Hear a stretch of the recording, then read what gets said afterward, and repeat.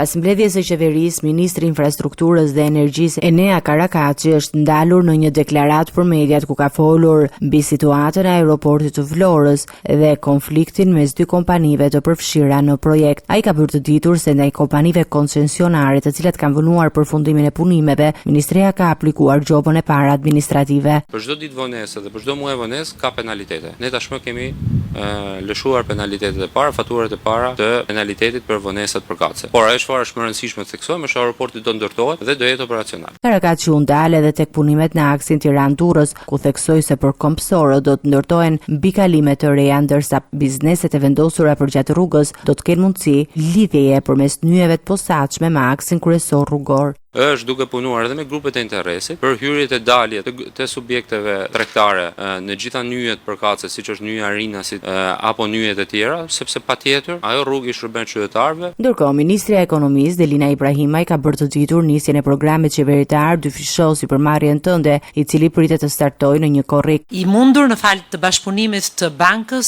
së Shqipërisë, e cila ka vënë në dispozicion një fond prej 250 milion eurosh, qeverisë shqiptare, e cila këtij fondi për 250 milion eurosh i ka shtuar një garanci sovrane e cila do të mbulojë deri në 70% të kolateralit të bizneseve që do të aplikojnë, duke bërë të mundur që bizneset të financohen me një normë interesi nga 2 deri në 3%. Sipas saj, qeveria do të ndërmarrë edhe një plan të posaçëm komunikimi për të informuar bizneset mbi mënyrën e përfitimit nga kjo skemë mbështetëse.